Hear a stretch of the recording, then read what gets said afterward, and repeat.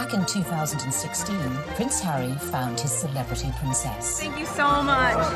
When Harry met Meghan, a fairy tale romance blossomed. I was beautifully surprised when I walked into that room and saw her, and there she was sitting there. I was like, OK, well, I really have to up my game.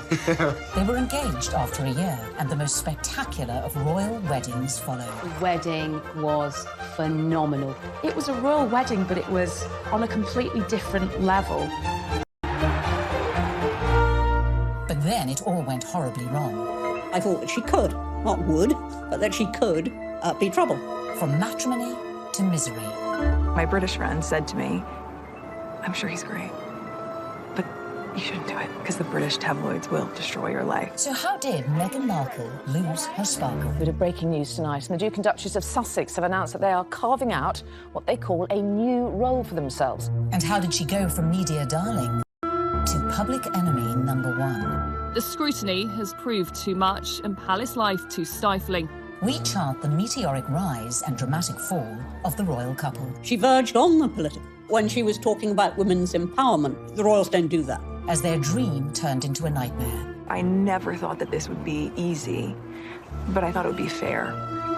They said their goodbyes, handed back their royal titles. You've got the most recognisable members of the royal family, international superstars, if you like, suddenly announcing tonight that they're going to step back as senior members of the royals. I mean, it is quite staggering news. And jetted off to Canada. The monarchy finds itself in a moment of turmoil, flux, and a genuine crisis. We ask, Meghan, where did it all go wrong?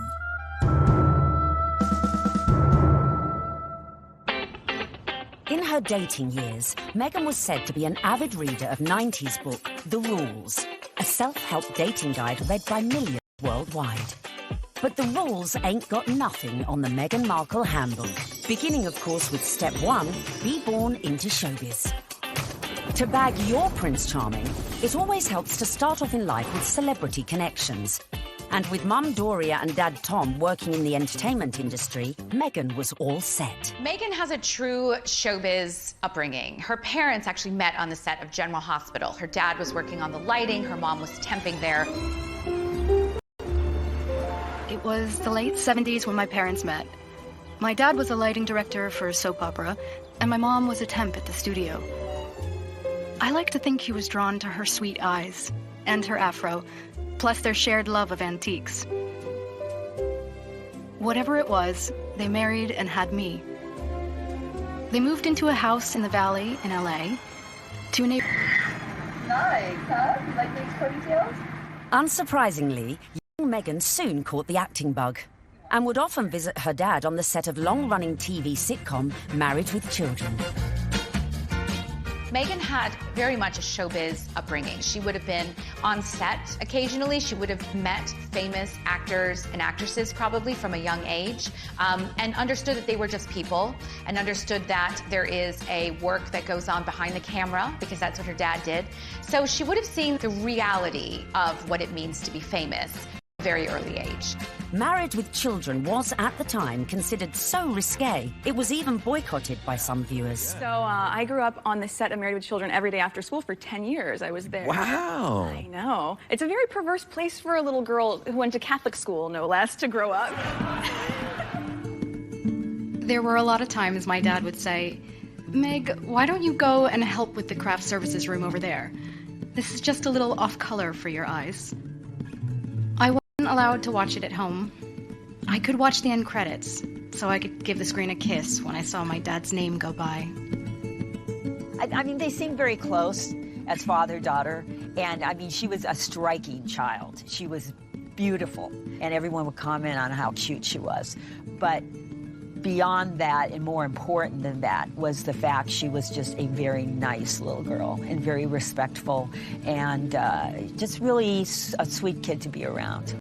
I think one of the things that Meghan possesses, which is so ideal for her current role, is a comfortableness, a level of ease in front of a camera. And part of that would have been because she was raised to see the other side of a camera. Like her future hubby, Meghan's parents divorced when she was little, and from age 6, she lived with her mother. But even if she didn't know it yet, with her immersion into the world of showbiz, little Meghan's journey to find her Prince Charming had already begun. As developing a social conscience from a very early age is step number 2. We all know royals love a good charity fundraiser and supporting important causes. So, to increase your chances of royal romance, get involved with a good cause from an early age.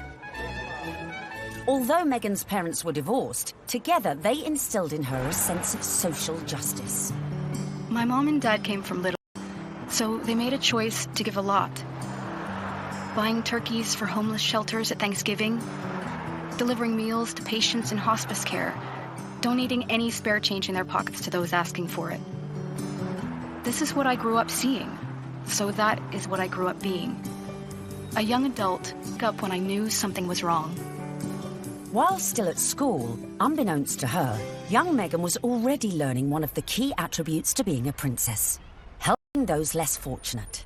She volunteered at a soup kitchen in one of the most impoverished areas of downtown LA. One day, after class, Meghan approached me and she said, "Tell me more about serving on Skid Row." I suggested that she visit the place where I had volunteered because I knew that she would be physically safe there. And she not only volunteered there a few times, but she continued to volunteer at the soup kitchen throughout her time at Immaculate, which was through her senior year. Meghan always took it a step further, not just distributing food, but learning people's names, learning their stories, because that's where I think her compassion comes from, her connection with people. I think it's very important to know that her heart is in everything she does.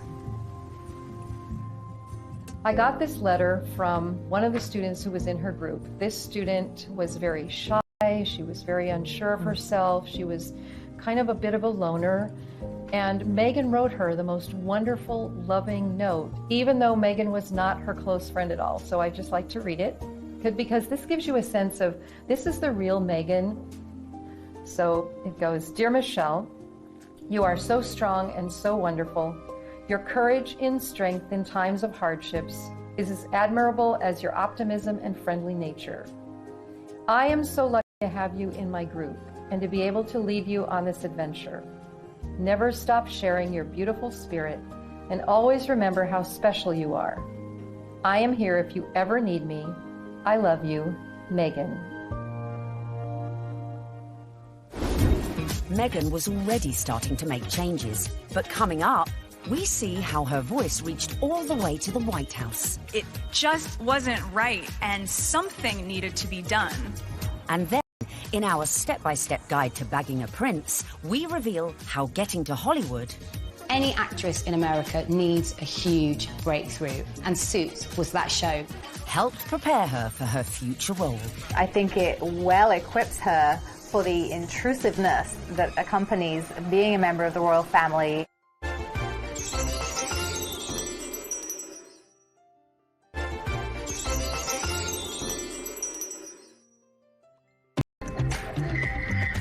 While still at school, Meghan had developed a strong social conscience. And as she grew, so too did her passion for change. Please welcome Meghan Markle. Which in 1993 took her all... That doesn't feel like enough, does it? It's just great evening. Maybe that's better. The fact that Meghan is interested in these causes, that's not new. It's not something that she's taken up after a life of celebrity, that she's suddenly found out that she needs to help people. It really started from the very beginning, when she was just a little girl.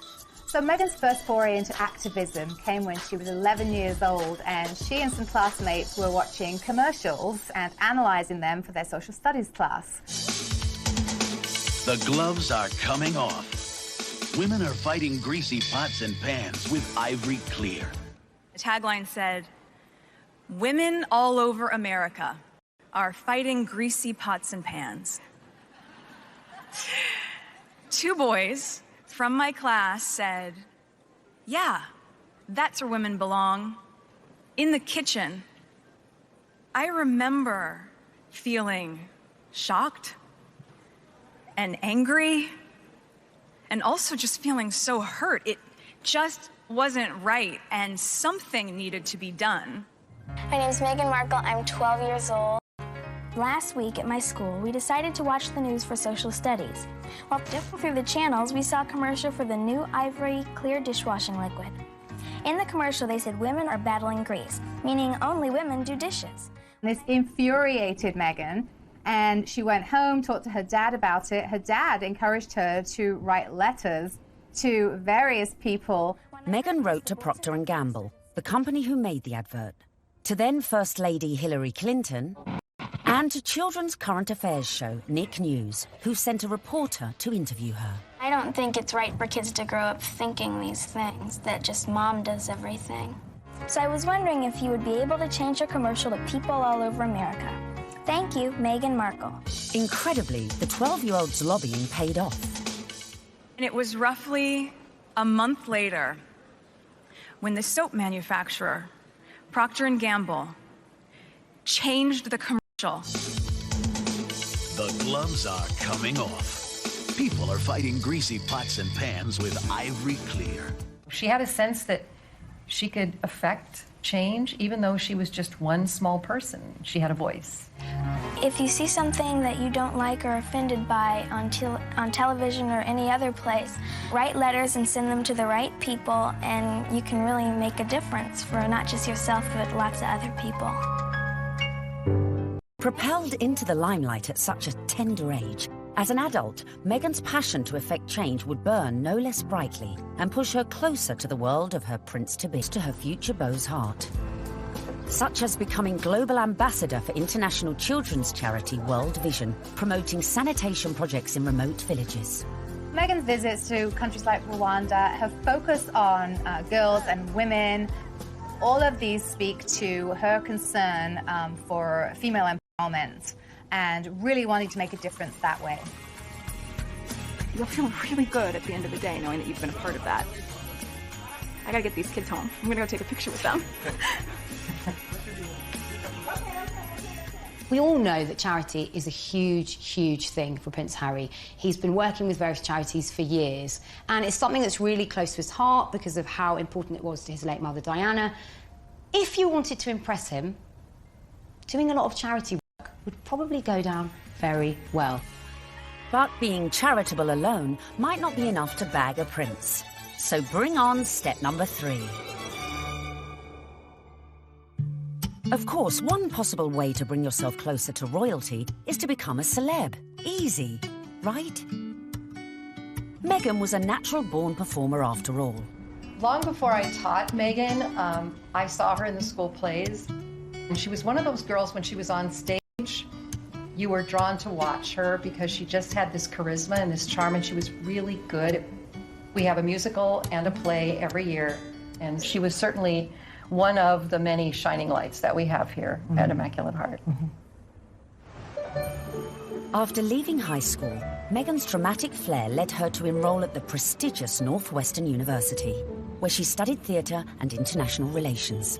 International relations and basically showbiz. It is a perfect combination for someone who's going to be in the royal family. There's a lot of showbiz involved in the royal family, and you know, no one talks about it, but it is like being an actress. You have to be so excited to meet people, some of whom may even say something that's a bit insensitive or rude, and you have to still make small talk and still smile all the time. You get your picture taken. Meghan's preparation really couldn't have been better for this role. Prior to attending university, she auditioned for roles in music videos for artists such as Shakira. Aftermath of This is the aftermath of the audition, and it went pretty well. We just had to dance crazily, and so I did, and it was tiring. Just all danced like wild women, and I was shaking my hair around, and so that's that. While at university, Meghan showed promise on stage, starring in a number of student movies. Back home in LA one Christmas, a friend introduced her to a manager who'd watched one of her films. He offered to find her work, in return for the success was not an easy one.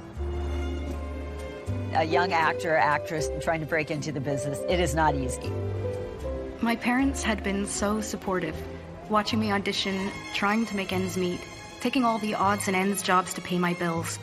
I was doing calligraphy, and I was a hostess at a restaurant, and all those things that actors do. There's so many people out here who want get into the entertainment industry. It's difficult. I had a beat-up Ford Explorer Sport that rattled like a steamboat engine in the morning. It was burning out. I had started to give up. It was tired and running on empty, going from audition to audition, just as I was. I mean, you really have to be very self-promoting, and you have to be willing to, knock on doors and be very motivated and have good self-esteem, because you get eaten alive out here. But Meghan remained determined to make it in Hollywood, despite the challenges along the way. I would drive to auditions and park at the back of the parking lot, far from the eyes of anyone who could see me unlocking the trunk and crawling into my car through its only feasible entry point.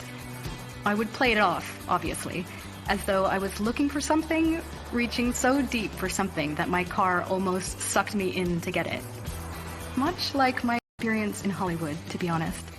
Struggling, climbing hurdles, searching for something that I couldn't even see, and just reaching for it. By now, in her mid-20s, all Meghan had to show for her efforts were bit parts in TV soap operas, dramas, and the occasional movie. Fame was a distant dream. In 2006, she landed a job as a suitcase girl on the US version of quiz show Deal or No Deal, filming up to 7 shows a day. Meghan, open the case.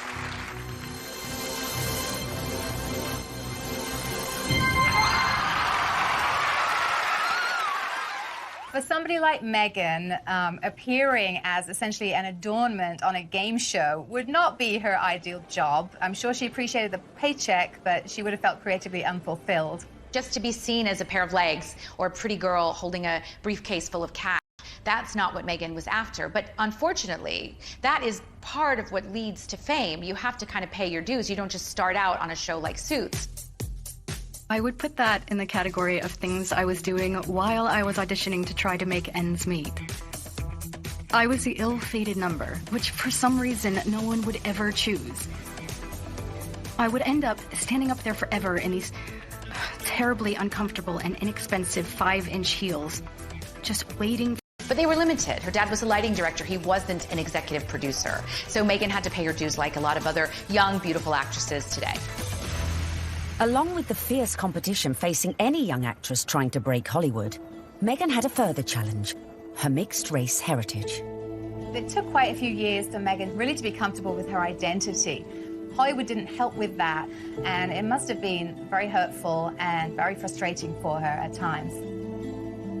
It's not easy making it in Hollywood if you're not blonde and typically, the aesthetic look. And Meghan Markle was definitely struggling in her years trying to make it. I'm biracial. Most people can't tell what I'm mixed with, and so much of my life has felt like being a fly on the wall. And so some of the slurs that I've heard, or the really offensive jokes, or the names, it's just hit me in a really strong way. Being ethnically ambiguous, as I was pegged in the industry, meant I could audition for virtually any role. I wasn't black enough for the black roles, and I wasn't white enough for the white ones, leaving me somewhere in the middle as the ethnic chameleon who couldn't book a job.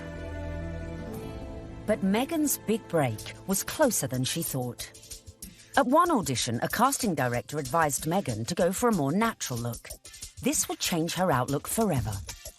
She stopped me in mid-scene and said so simply, "You need to know that you're enough." She saw all that self-doubt beaming through the self-tanner and excessive blush. You need to know that you're enough. Less makeup, more Meghan. And that moment for me was a wake-up call. Meghan had started dating film and TV producer Trevor Engelson in the early noughties, and in 2011, after 7 years together, they got married. Coming up, the moment Meghan found herself in social circles that led eventually to Prince Harry. This was her journey. It started there. And we find out what princes do on a first date. There she was sitting there. I was like, okay, well, I'm going to have to up my game.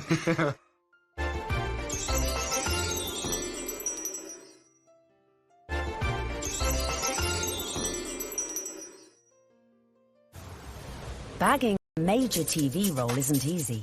But luckily for Meghan, her breakthrough was just around the corner.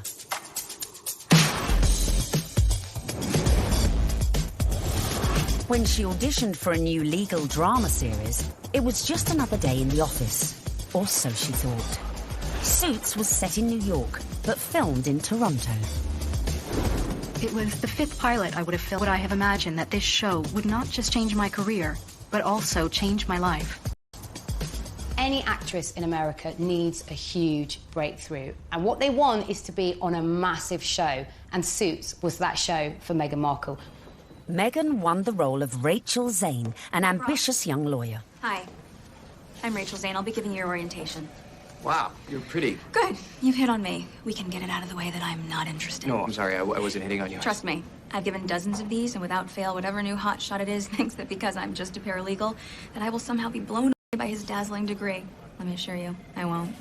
Meghan's character, Rachel Zane, was what we might call a grafter.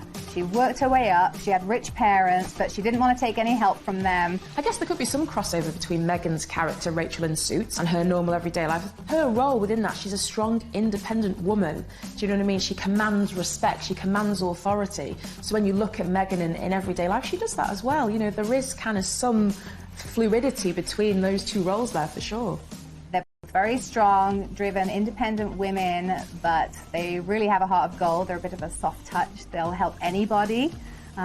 We know this of Meghan, and I think as the show went along, Meghan was able to incorporate more of herself into the character. The flip-flop culture is part of just who I am. I love my cutoffs and flip-flops and being as relaxed as can be, which is why it's so fun to dress up and play Rachel. Finally, after years of hard graft, she'd landed her big break.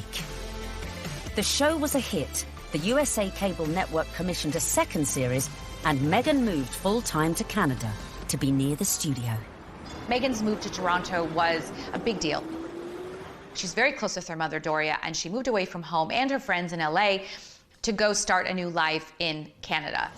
So Meghan chose not to live in, like, the poshest area of Toronto. She chose Seton Village, which is more laid back, tree-lined, and people keep to themselves, and that's exactly what Meghan did. So much so that her neighbors didn't even know who she was. But not for long. The show soon became an international smash, catapulting Meghan to fame and to becoming a household name. I'd never watched Suits. I'd never heard of Meghan before. Well, nearly a household name. He had to say that. She was so sexy in it. He couldn't say, like, I've actually seen her, like, passionately kissing loads of guys. And I was like, yeah, I want to marry that. When she landed the role in Suits, Meghan became a legitimate, bona fide celebrity. This was the first time that, you know, she would have had her name called out on a red carpet. This was the first time she would have been tapped. So this was a big adjustment for her, and it all happened away from home. But being away from home wasn't without problems. For two, the problem with the marriage was the distance. And no sooner were they married than she got the gig on Suits, and she was in Toronto and he was in LA, and the relationship just didn't last. Meghan may have been unlucky in love, but her star was on the rise. And with stardom came power. Before filming season 4 of Suits, Meghan complained to the program makers. She once said that every script seems to begin with, Rachel enters wearing a towel. And at some point, she put her foot down and was like, no, I'm not doing that. She doesn't need to be that. And the character evolved. I didn't think you'd be so naive. Excuse me? Your job wasn't to talk to Mr. Bailey once, and after being moved by his tale of woe, tell me to jump him to the top of the pile. It was to assess his case and present evidence. And it's exactly what I'm doing here. I just left 2 boxes of textbook prosecutorial misconduct with your secretary. You found all of that since yesterday? Yes, because while I may only be a second-year law student, I have been a practicing paralegal for the past 8 years. Looks like I have some reading to do. I'm sorry for interrupting your day. Good afternoon, Miss Zane. Meghan's global exposure as Rachel Zane was perfect prep for another future role. I think it well equips her for the intrusiveness that accompanies being a member of the royal family and being followed at every turn, because she was very used to, you know, sort of putting her own life in the spotlight.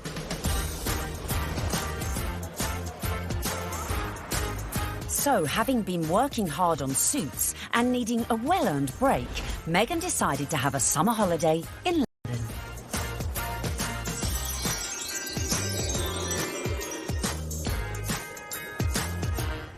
The summer of 2016, which turned out to be a very important summer for Meghan, was actually initially a bit of a getaway, a bit of a girls' holiday, a romp around Europe, a celebration of the fact that she was newly single, and she decided that she'd come on a road trip. When she came to London, Meghan had a couple of girlfriends over here. Misha Nunu had opened up quite an elite circle of friends to Meghan. Among them was Violet von Westenholz, who was working for Ralph Lauren at the time as a PR, and had the opportunity to dress Meghan Markle in some outfits when she was doing some promotional work for Suits. And while they were dressing Meghan, she and Violet established quite a nice rapport, so much so that Meghan was invited into the VIP hospitality tent at Wimbledon that summer to watch her good friend Serena Williams play a game of tennis. Obviously, you go to Wimbledon and you hang out in the VVIP area. She was sitting in the royal box, pretty much. She was just close by. All the pictures have shown she's like an arm's throw away from Pippa Middleton. Is rumoured to have suggested Meghan might like her friend Harry. That's Prince Harry to you, who also just happened to be single. Amazingly, for a royal romance, it started on Instagram. And Harry had a look through Meghan's Instagram page. I was told Meghan had a look through Harry's Instagram page, and it was Violet who really had brought them together. She played matchmaker. Whoever set them up must be sitting there, literally patting themselves on the back. Can you imagine being the person that introduced them? Because it's like the best PR move ever. I didn't know much about him, and so the only thing that I had asked her when she said she wanted to set us up was, I had one question. I said, well, is he nice? Their first date is believed to be at Soho House in London. Meghan had strong ties to Soho House. She was a regular at the Toronto outpost and very good friends with Marcus Anderson, who is one of the directors of Soho House. Marcus Anderson cleared rooms and corridors so that they could meet completely in private without the risk of being spotted or photographed. I was beautifully surprised when I walked into that room and saw her, and there she was sitting there. I was like, okay, well, I'm going to have to up my game. I'm going to sit down and make sure I've got a good chat. They got to know each other over a bottle of rosé.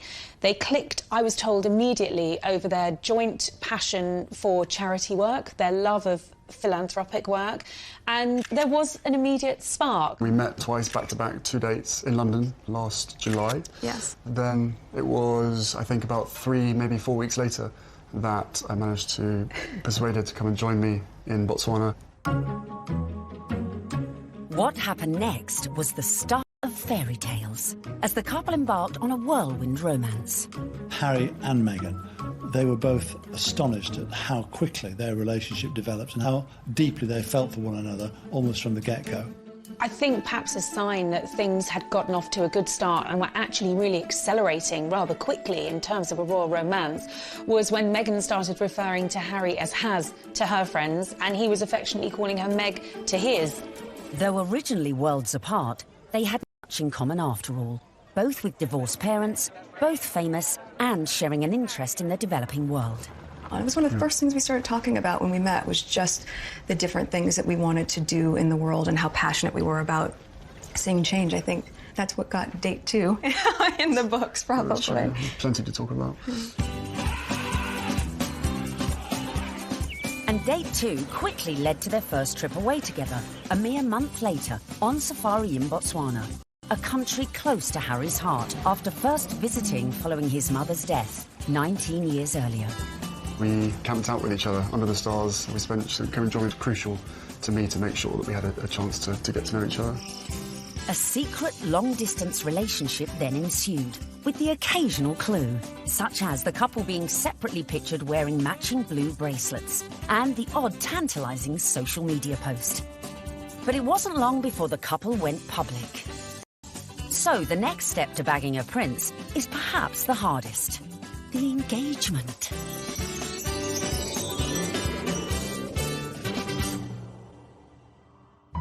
So Has and Meg were love's young dream, but there was one little problem. Of course, they had the issue of living in separate countries. Harry based in London, living at Kensington Palace, and Meghan being in Toronto, where she was filming Suits. So from the early stages, they knew that this relationship, if it was going to take off, was going to have its challenges.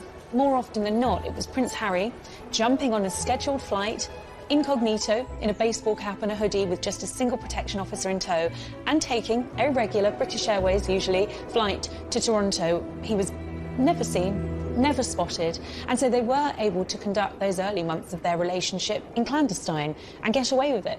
They did have this pact to see each other. That's why the long-distance relationship worked. And the other agreement they had was that they would tell as few people as possible. For Meghan, that pretty much stopped at her parents and 2 of her best friends.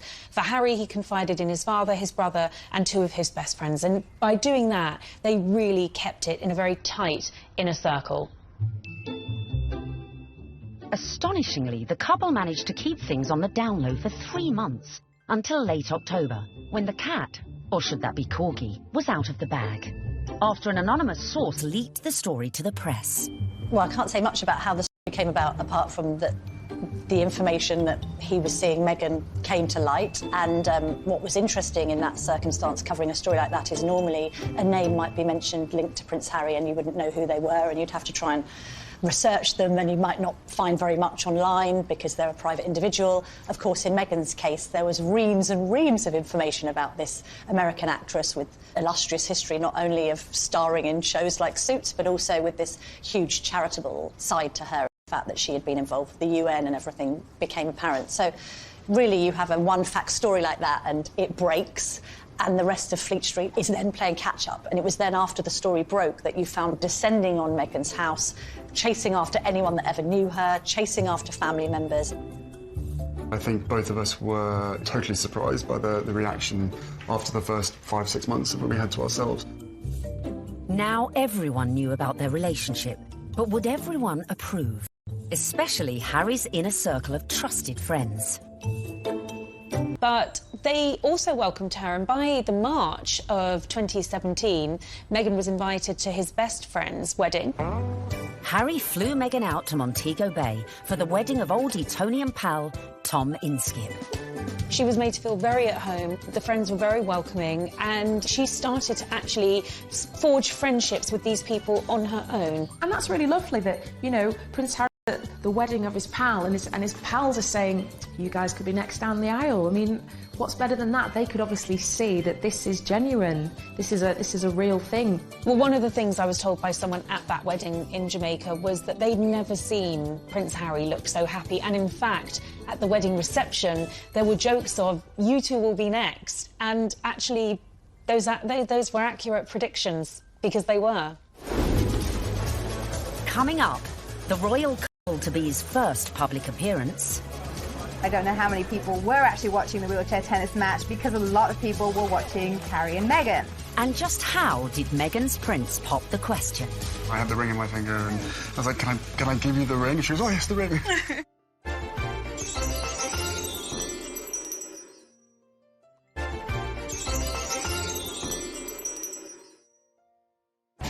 With no attempts to hide away as they watched the wheelchair tennis at the Invictus Games. It was open to the public. Anybody could go and watch the wheelchair tennis match.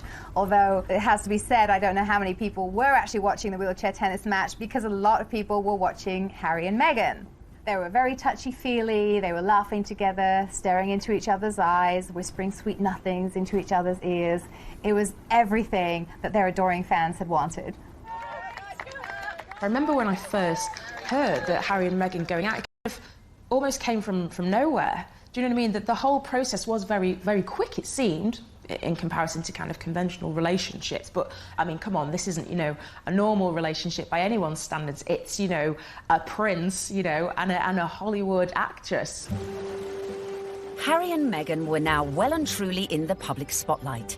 But after 16 months of dating, Meghan got her private moment. While staying with Harry at night, popped the question, and Meghan said yes. This afternoon, Prince Harry and Meghan Markle stepped hand in hand into the sunken garden at Kensington Palace. Step number 5 was done. The ring was on it.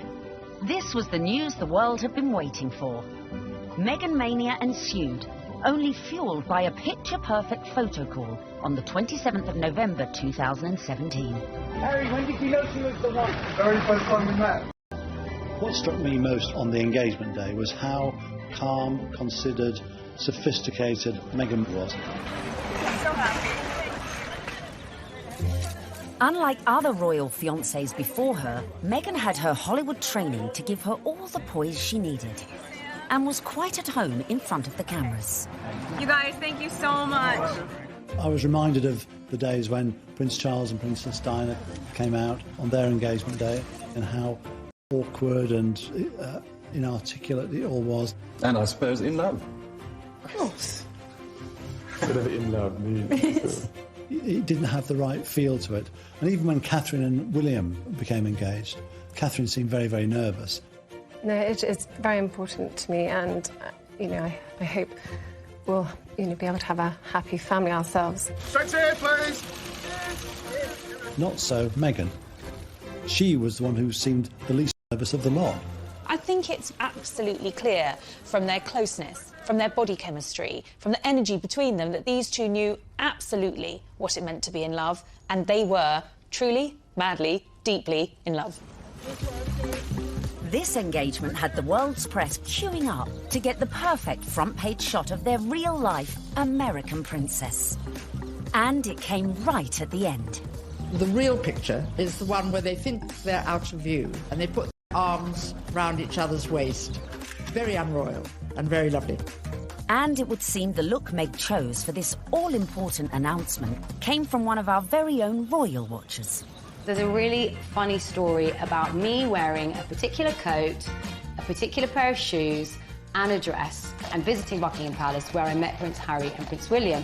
About 3 weeks later, the biggest story of the year, Prince Harry announces that he's marrying Meghan Markle, and she happens to be wearing exactly the same outfit as me.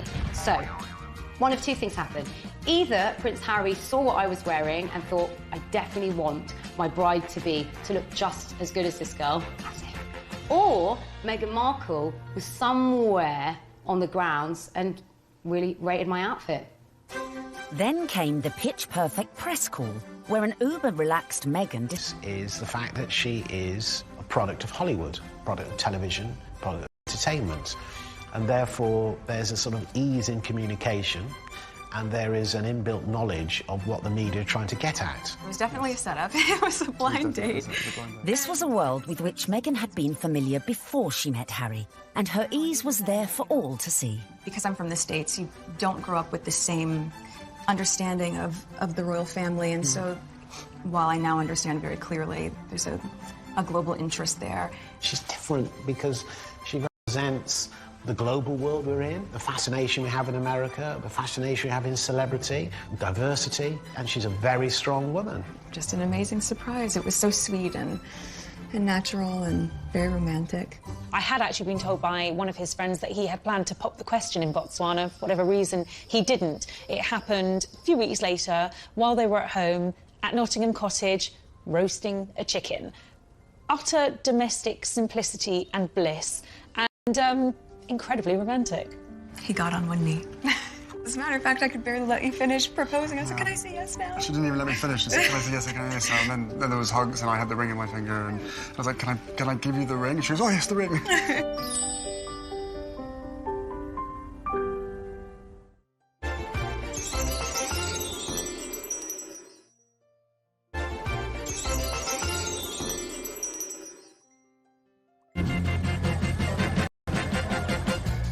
Meghan and Harry were united in their passion for change. And in the months following their engagement, Meghan had thrown herself into charity, winning the hearts of the British public. It was clear from day one that she was like a duck to water. She is absolutely natural at this, very engaging, very warm, lots of eye contact. Harry was showing off his new fiancée far and wide, and she charmed everyone from all walks of life, including those who walked on four legs. She even wore a matching coat for the occasion. You can see the American effect of Meghan Markle in every single photo call and every single walkabout. When Meghan goes on walkies with Harry, she's hugging people. In Nottingham, the couple visited charities that were close to Harry's mother's heart. You could see the pride in Prince Harry. I mean, it was a joy to watch. While back in London, a visit to Brixton brought Meghan even closer to the community. Believe it or not, everyone is listening, and I'm in the same room as the royal couple right now. They actually shook my hand. I didn't expect that. I thought, you know, it would just be a distance. They were pretty cool. It was a real nice, good, feel-good factor. They should come more often. They really should. Our Meg. But would this be the case with the in-laws? The next step in Meghan's journey would be getting to know the firm. And the hotly debated topic of her background was never far from the fore. You be Harry, and I'm gonna be the, Queen Elizabeth, since I got this on, right? And you telling me about your girlfriend, okay? Hello, Harry.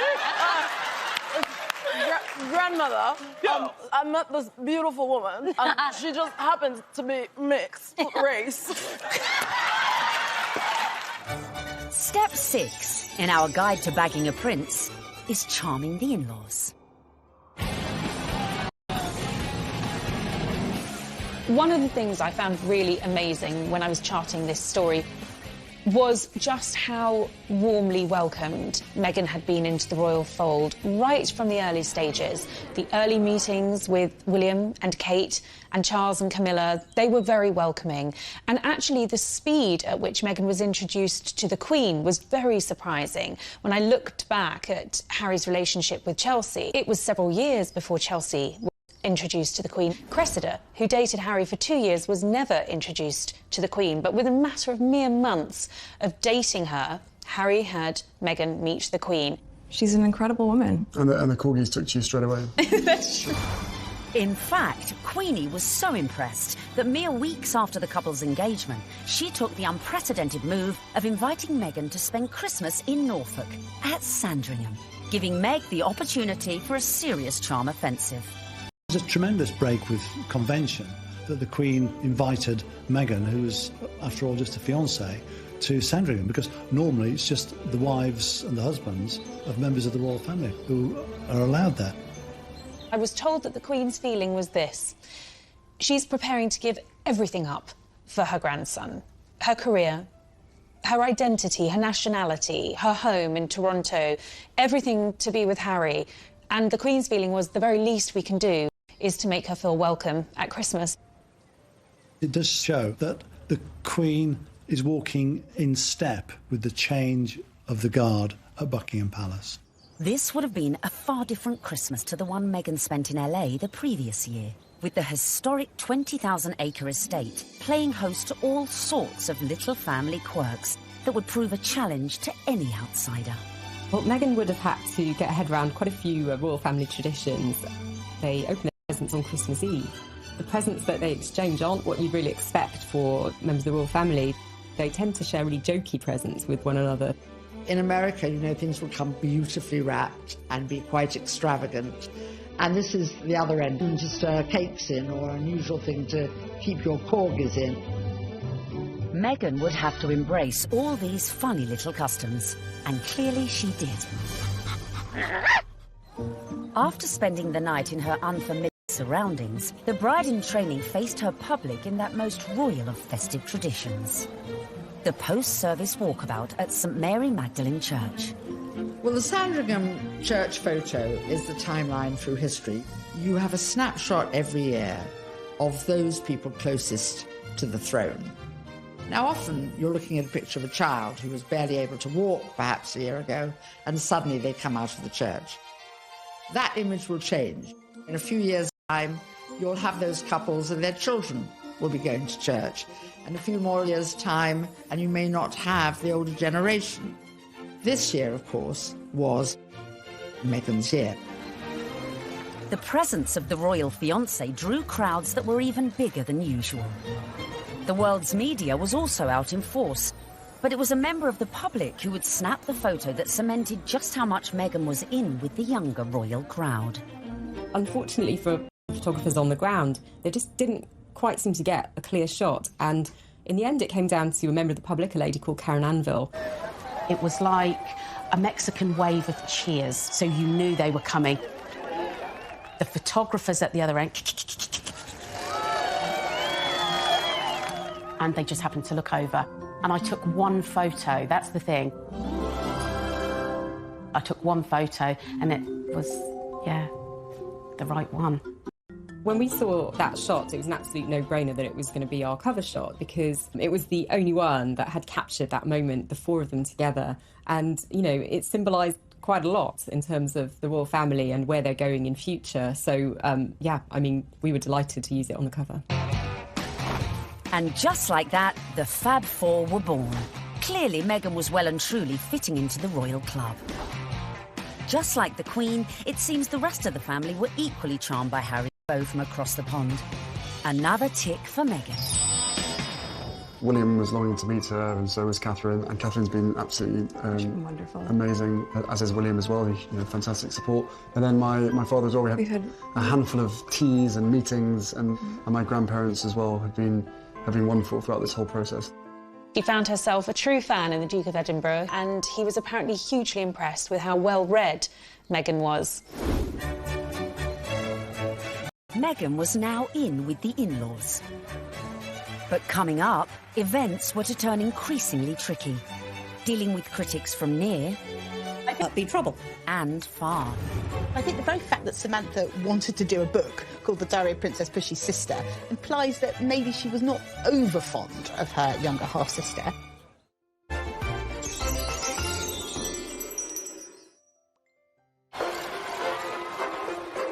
Meghan was proved popular with the in-laws, the friends, and was now conquering the British public. But what to do when you find out not everyone likes you? I don't know about this Meghan Markle. Yeah, she's too confident and self-assured. You see what I mean? This water feature's shit, isn't it? Yeah.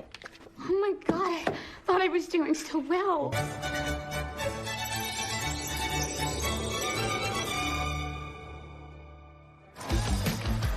When the news that Prince Harry was dating an American actress first came out, I think that the reaction amongst the British public especially was equal parts excited and disapproving, because she's not British. From the very moment Harry and Meghan's relationship had broken in 2016, much of the press inevitably had gone raking through Meghan's past. They made it sound as though she had grown up in like the slums of LA, like riddled with like gangsters and drugs. With some reports focusing on the breakup of her parents' marriage and relationship with her half-siblings. Time is 7 minutes Harry past didn't help matters when he went on to guest edit BBC Radio 4's Today programme. It started well. Morning. Very good to see you. He got some of his mates on the show, like this guy. Okay. But do I need a British accent? But if you start using long pauses between the answers, you're probably going to get it's the face. Let me see the face. Oh, okay. But during the course of the programme, Harry answered one question about Meghan. It was your future wife's first Christmas with the in-laws. How was it? She really enjoyed it. The family loved having her there, and it's the family that I suppose she's never had. It's the family that I suppose she's never had. But Harry's comments did not go down well with one member of his future wife's family. Meghan's half-sister Samantha was very cross with what Harry said on the Today programme about the family not being close or a normal family. Samantha tweeted that was really not the case, and she defended their family as a normal family, a close family, a loving family, and didn't understand what Harry was talking about. And that wasn't the last we'd hear of Samantha, who went on to threaten publication of a tell-all book called Diary of Princess Pushy's Sister. I think the very fact that Samantha wanted to do a book called The Diary of Princess Pushy's Sister implies that maybe she was not over fond of her younger half-sister and maybe is a little conflicted about Meghan's success. There's no bigger media vulture with this wedding than you, is there, Miss Markle? I mean, how you have the gall to come on here and talk about media? You've been trashing it for 2 years, you little vulture. I've made it clear in several interviews that you can't judge a book by its cover, and similarly, you can't judge a book by its title. Samantha also criticised Meghan's charity work. If you are interested in helping those less fortunate than yourself, it really should begin at home. Could all this bad publicity derail the wedding? And just how should Meghan respond to this particularly barbed attack? The temptation must have been huge for Meghan to have responded to the critics, who were, of course, her family members. She kept a dignified silence. I mean, you've got to feel for Meghan. What would you do if your family were being an absolute nightmare? It is seriously embarrassing. So she does what any of us would do. Hashtag ignore, ignore, ignore. But would Meghan be able to keep her composure in the face of her next critic. A certain ex-Tory MP, a die-hard royalist, who voiced her doubts about Meghan, not in private, but in the most public setting possible, the celebrity Big Brother house. OK, let's take a vote. I think she's trouble. How long do you think she's going to be? 5 years, 10 years, 20 years? Why do you think she's trouble, Anne? Background, attitude, I worry. She's older than him. She's been married before. Yes. I add it all up and I'm uneasy, but there we go. Quite frankly, I was shocked when Anne Widdecombe said that what she said. I mean, I've always thought that she was a sensible woman. She seems to be jumping to conclusions without looking at any evidence. The ex-minister's comments sent the Twitter sphere into meltdown. When I was on Big Brother, I was called every it and every ist going. I was homophobic, xenophobic, racist, sexist, misogynist. Nothing I said could have been remotely construed as racist by any sensible observer. I mean, all I said was I thought that because of her background, and I was thinking of freewheeling Hollywood background, you know, former marriage, all the rest of it, that because of her background, I thought that she could, not would, but that she could be trouble. She had, I think, the older generation's view of this is an outsider, a foreigner, coming into a very British organisation, almost, you could say. How is that going to work? The thing that all of us have to do is adapt. We're in the here and now. Embrace. But one woman who was not prepared to embrace was Jo Marnie, girlfriend of then UKIP leader Henry Bolton, who sent a series of racist texts. Even then, Meghan kept quiet. The royals' mantra is often put up points, so actually her approach, maintaining that dignified silence, not justifying or even giving any credence to these claims, some of which were really quite unpleasant, well, it was a very royal approach to things. Look, Meghan is showing the makings of a true princess. You've got to have that decorum. You've got to, on some occasions, actually, you know, keep silent and pick your battles. Even more flack came Meghan's way when she took to the stage with her potential prince, his brother and Kate at the Royal Foundation in February 2018. People say, well, you're helping women find their voices. And I fundamentally disagree with that because women don't need to find a voice. They have a voice. They need to feel empowered to use it. And people need to be encouraged to listen. And I think there is no better time than to really continue to shine a light on women feeling empowered and people really helping to support them. She verged on the political when she was talking about women's empowerment, and it was all a bit Me Too-ish. The royals don't do that. And indeed, the day that the royals start engaging in political causes is the day you get a lot of controversy. There is a very good reason why the royals stay off politics, and it's to avoid precisely that. Not everyone shared Anne's view. It's refreshing because she isn't saying things that are incredibly controversial that we actually wouldn't stand by or back or believe in. These are really important points, important issues that she's raising, especially when she's touching on feminism. But was Meghan risking her relationship with the royals and the public? She's clever. She's using her voice in a good way, and she has actually been backed by the palace. But still the criticism came, and the palace had to release a statement defending her. Was this one step too far? This is the first time that we've heard anyone associated with the royal family talking about those campaigns. The Kensington Palace stressed it would have been impossible for Meghan to talk about issues surrounding female empowerment without talking about those campaigns. Well, I think that by touching on the Me Too campaign, Meghan probably knew that there was going to be some kickback, and indeed there was. But actually, she got far more people saying, this is great, this is what the royal family needs to be doing more of. Phew. Looked like Meghan had found just the right balance to please the palace, her people, and most importantly, her prince. So, next step in our guide, embrace your prince's religion. She signed up to the Church of England, of which the Queen is supreme governor. And exactly 100 days after her engagement announcement, Meghan was baptised in the chapel of St James's Palace by the Archbishop of Canterbury. It was very special. It was beautiful. Though she had attended a Catholic school in LA, Meg had a Protestant background. Her father member of the Episcopal Church of the United States. It would not have been an enormous step, to get baptised, but it was a big step in a way.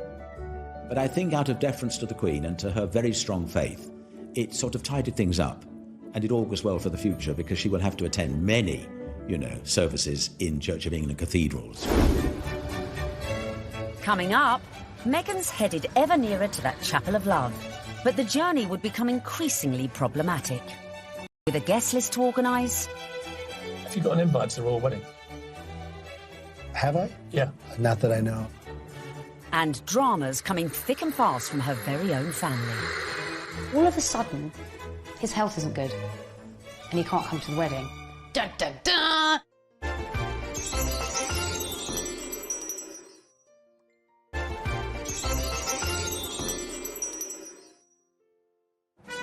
Welcome back, where we find Meghan almost at the final furlong of her romantic journey. But managing your wedding carefully was not to prove so easy for our Meg. First hurdle, the date. The wedding of Prince Harry to Meghan Markle. The date, the 19th of May, 2018. Recent royal weddings had all been held on weekdays, but not this one. I think that they thought, we want people to enjoy this, so why not do it on a Saturday? And if you think about most weddings that you and I go to, they're at the weekend. So why wouldn't you follow suit? But there was one reason to avoid that Saturday. It had already been announced as the date of the FA Cup final. As president of the Football Association, Harry's brother Prince William was expected to take his usual place in the royal box at Wembley. And millions more were looking forward to watching the game on TV. I think my wife would probably want to see the royal wedding. So what I'll probably do, I'll probably leave her on her own, maybe some of her friends. I'll go somewhere else where like-minded people want to watch the FA Cup final. I would so prefer to watch a royal wedding, not interested in football. Harry and Meghan solved the problem for TV viewers. They announced that their ceremony would begin at noon, several hours earlier than kick-off time. But Wills decided to avoid the fixture clash altogether, scrapping his Wembley appointment to concentrate fully on his little brother's wedding. Next hurdle, the tricky protocol of who to invite to a royal wedding. Have you got an invite to the royal wedding? Have I? Yeah. Not that I know. Would you like to go? I want them to be happy. I really want them to be happy. They look like a lovely couple. Meghan Markle did say you were a divisive misogynist. Well, I still hope they're happy. It was a source of quite a lot of amusement, him. So Donald Trump is mad because Prince Harry didn't invite him to the wedding, to the royal wedding over there in England.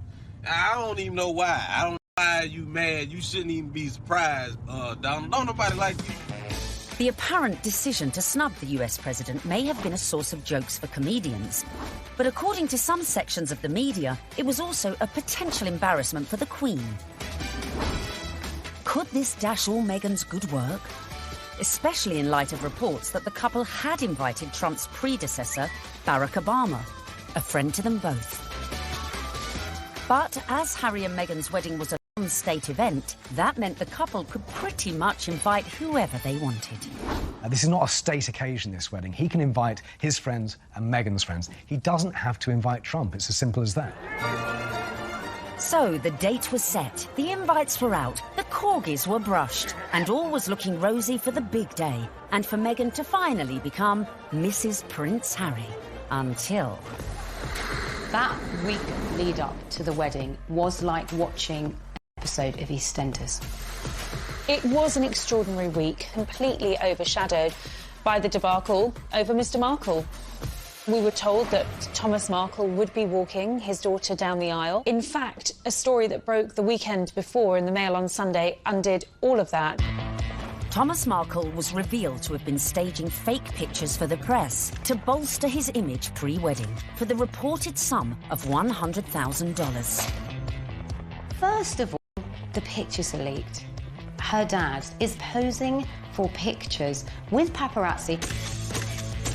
Such was the embarrassment Mr. Markle felt he'd caused to his daughter that at the 11th hour he pulled out of the wedding.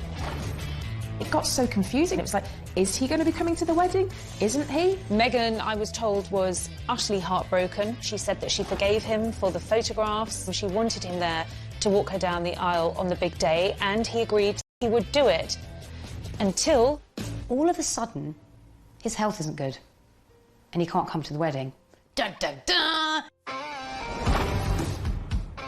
Thomas Markle said he felt that the heart attack had probably been brought about by his son writing an open letter in one of the tabloids, basically telling Harry that it wasn't too late to get out of this wedding and that his sister was nothing but trouble. The whole of the country was talking about this. What is going to happen? And then finally, we had a statement. It was a roller coaster of emotions, in fact, prompted Meghan to issue her very first solo public statement. And very tellingly, that statement began with the word "sadly." Must have been really difficult, because in the end, you know, it was announced that her father, without an invitation. Former sister-in-law Tracy Dooley, that's ex-wife of the half-brother who just trashed Meghan in a letter, jetted into Heathrow with sons Tyler and Thomas, plus a shed-load of baggage, in every sense. There's more likelihood that I would have got an invite. They turn up, got all the suitcases, you see them having their pictures taken in the airport. You're thinking, what is going on here? Because apparently they either think they're going to get a last-minute, you know, somebody cancelled, you can come to the wedding now, or they're just going to make money off the British media and do loads of interviews. It's all about the... Be a pretty exclusive event. Right. So, I mean, if they feel like they would like to invite us, we'd be honored, and if not, we're going to be cheering her on and... Totally supporting her no matter what. And then on top of all of this, Meghan has to find out that her nephew Tyler is growing cannabis and has even called his special batch the Markle Sparkle. I mean, it was just disastrous from start to finish. And I think actually everyone, not just Meghan, was pleased when they packed their bags and went right back to where they came from. Cue an epic sigh of relief at the palace. Despite all these problems, the wedding stayed on track. Which brings us nicely to step 11.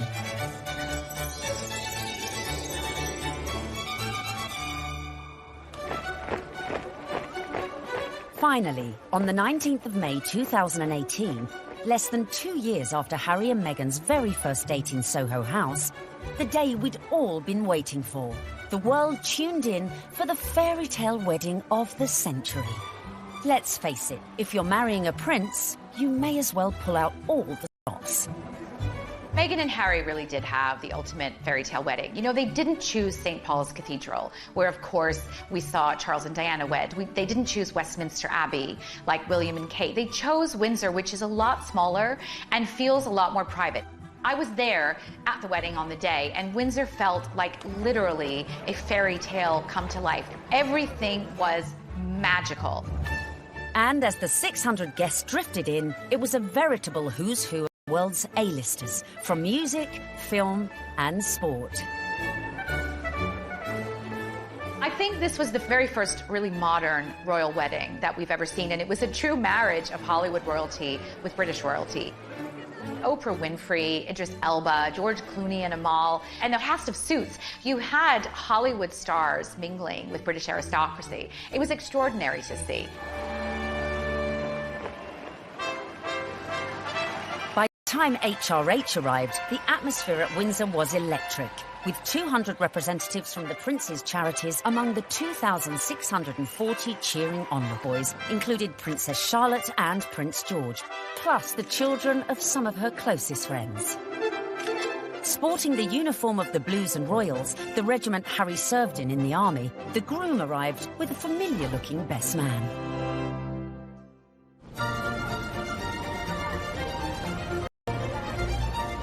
Right on cue, Meghan arrived with Mum Doria in the Queen's Rolls-Royce Phantom 4.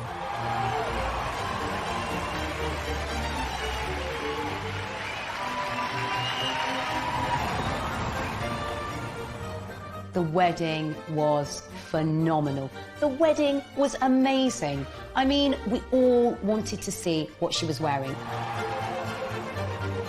And we weren't disappointed when Meghan stepped out in a Givenchy dress with a veil featuring flora and fauna from 53 Commonwealth countries. Topped off with her something borrowed from the Queen, Queen Mary's diamond bandeau tiara.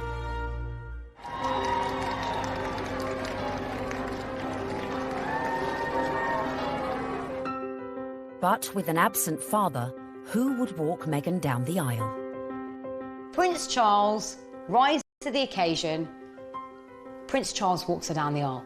It's amazing. Hashtag the power of love. Hashtag love survives. When you saw it on the day, it felt like the right thing to do. It was a wonderful way of Charles saying, welcome to the family, and actually of Meghan showing the world just how close she already is to her father-in-law. Meghan had successfully won over her in-laws, and here it was on display for all the world to see.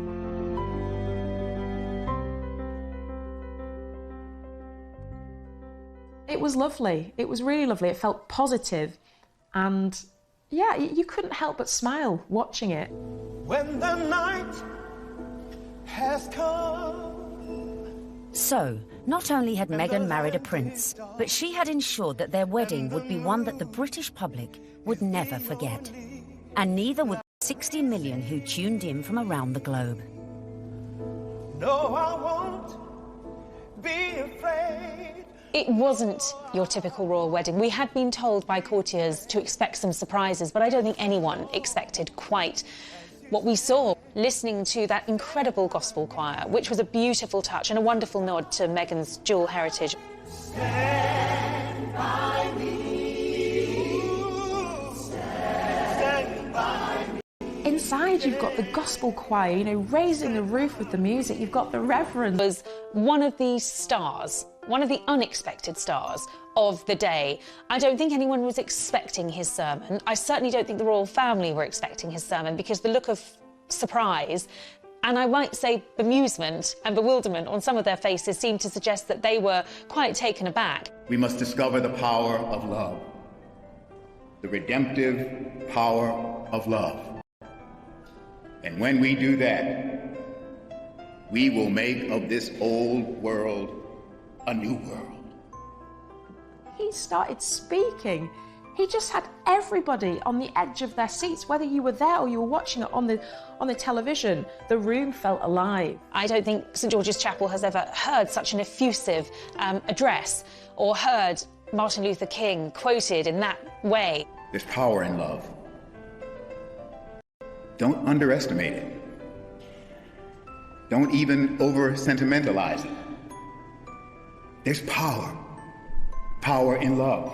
You know, there is power in love, and if we hadn't heard it once, it was drilled into us, so we knew that by the end of his sermon. Well, there's power in love. Her family weren't there. It was just her mother. But her story, her African-American heritage, that was all beautifully reflected in the ceremony and in the day itself. All these things that are really very Meghan just made you realise how much more the world is coming together. It was poignant, powerful stuff. Meghan, I give you this ring. Meghan, I give you this ring. As a sign of our marriage. As a sign of our marriage. By the joining of hands, and by the giving and receiving of rings. I therefore proclaim that they are husband and wife. She'd done it! She'd got the ring and she'd married her prince. Watching that wedding, you know, even if you're not a royalist and you're not a romantic, you really couldn't help but be taken in by it, because it was two people that actually seemed like they were really in love, which on any level is just so nice to see.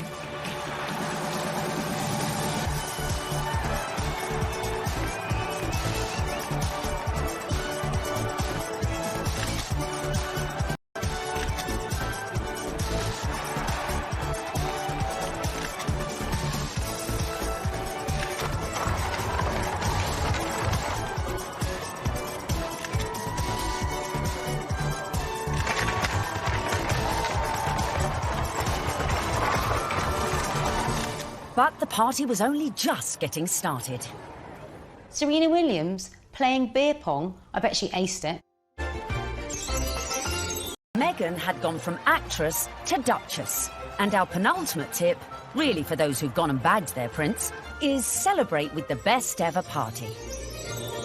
Immediately after the wedding, the couple had all 600 guests back to St George's Hall for a wedding breakfast, which was hosted by Her Majesty the Queen. But the real golden ticket to that event was the private evening party, which was hosted at Frogmore that evening by Prince Charles.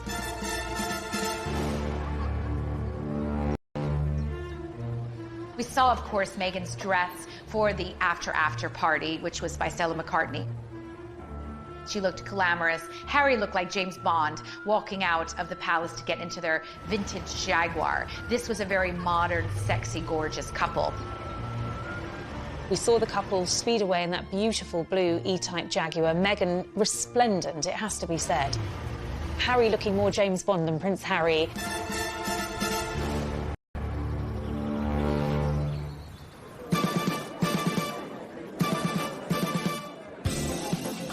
Anyone who was anyone was there, sipping on their When Harry Met Meghan ginger and rum cocktails. George and Amal, Serena Williams, James Corden, and Idris Elba, who turned DJ for the night and span a few tunes. I was put forward to DJ. I really wanted to DJ. I would have done the best wedding set in the world. It must have been incredible. Everyone's probably a bit more relaxed, you know, a bit more loose, getting on the cocktails, having a chill. Everyone just wanted to know the juicy details of this VVIP party. Were these huge Hollywood stars and celebrities doing the same kind of things we do when we've been drinking since about midday? Yes, they were. Some wonderful tales of Serena Williams beating everyone hands down at beer pong, a drinking game that apparently Meghan and Harry loved. Serena Williams playing beer pong? I bet she aced it. Serena has since denied she played this game. Shame. But who knows, maybe when they throw their next party. George Clooney serving up cocktails and whisking Meghan and Kate around the dance floor. A dance-off instigated by James Corden between Princes William, Charles and Harry. Which we like to imagine looked like this. Come on, well, it's my reception. Good bust a few. Yeah, there you go. Yeah, there you go. Okay. Yeah, come on. You like that, brother? Yeah, twerk it, Wheels. Come on. Twerk it, Wheels. There you go. No, yeah. Oh, no, Grandon just saw that. Bollocks. All right. Having an absolute laugh. I mean, was the Queen there? What was she doing? Was she watching it? Was she getting involved? Go for it. Let's have a laugh. Let's enjoy this. I think it was just a fantastic night where the couple were able to really do things their way, from serving dirty burgers at midnight out of posh burger stalls in the grounds of Frogmore to handing out monogrammed slippers so that their guests in those 6-inch Louboutins or whatever they were wearing could actually rest their weary feet come the end of the night. And if you want to ensure you throw the best party ever, be like Meghan and make sure your guests leave their phones at the door so you can let your hair down without any sneaky snappers. You don't want a repeat of the dramas of a previous royal wedding.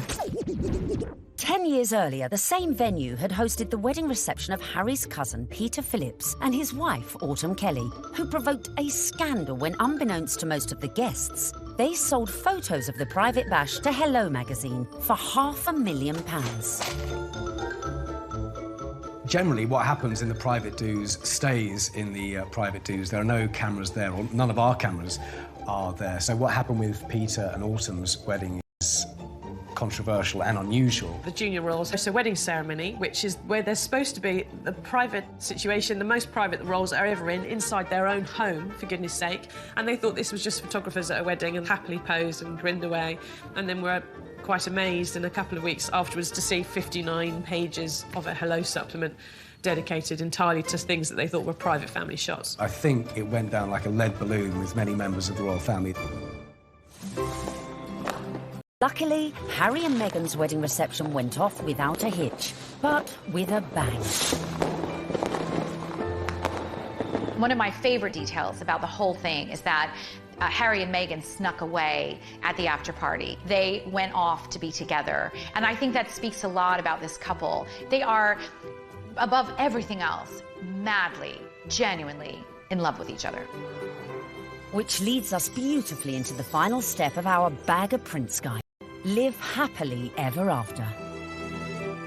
What will we see next? I think we will see them both just dive into work. I think there's a feeling about the two of them that they don't want to hang around. They want to get involved with their charities. She seems to be a woman with a mission, and I don't think it'll be long before we hear exactly where she's going to focus her energy.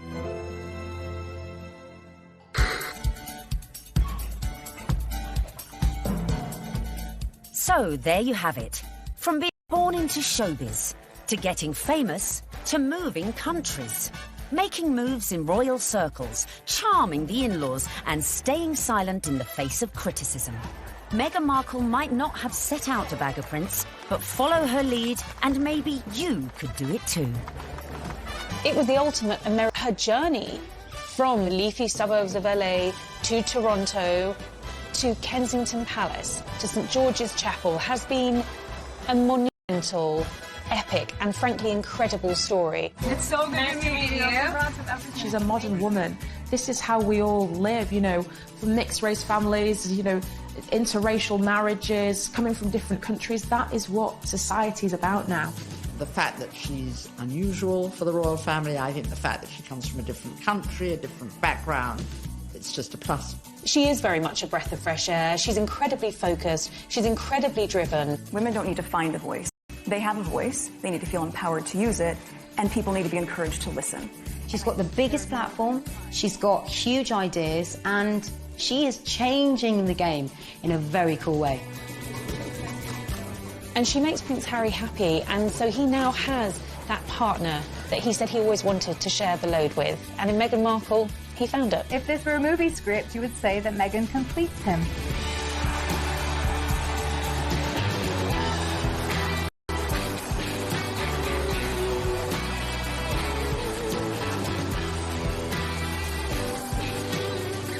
It's an incredible rags to riches story. It's amazing. I'm so jealous. But no one's jealous now, because what started as a fairy tale soon became a nightmare.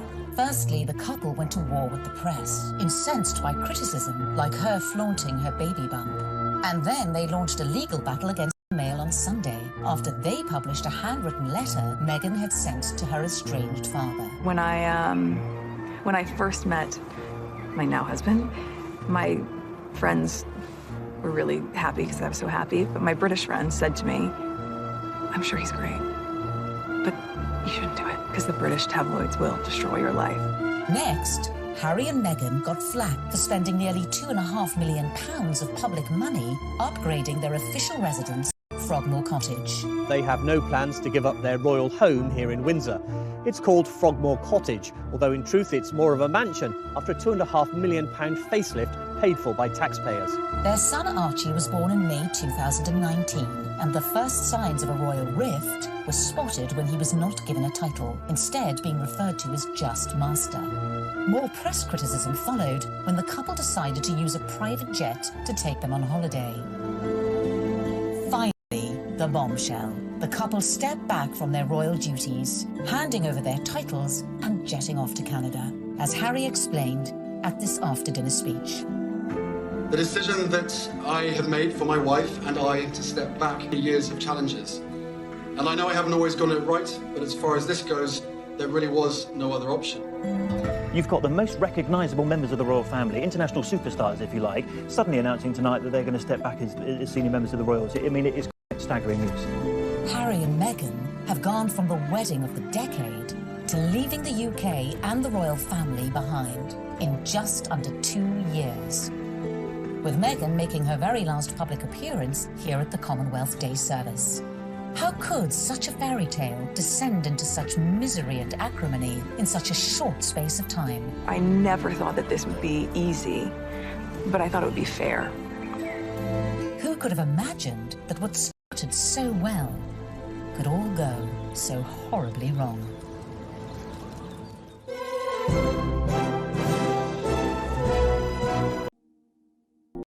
Every day after school for 10 years I was there. Wow. I know. It's a very perverse place for a little girl who went to Catholic school, no less, to grow up.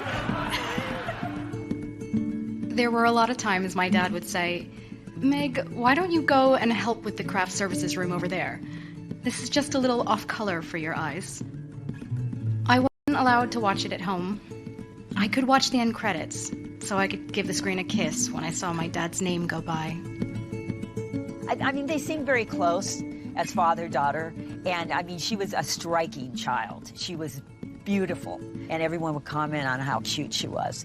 But beyond that, and more important than that, was the fact she was just a very nice little girl and very respectful and just really a sweet kid to be around.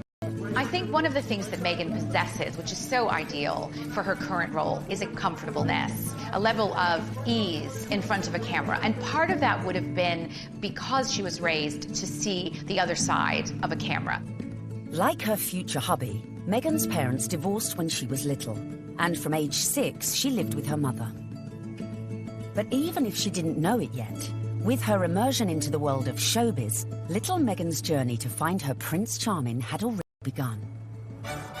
As developing a social conscience from a very early age is step number 2. We all know royals love a good charity fundraiser and supporting important causes. So, to increase your chances of royal romance, get involved with a good cause from an early age. Although Meghan's parents were divorced, together they instilled in her a sense of social justice. My mom and dad came from Little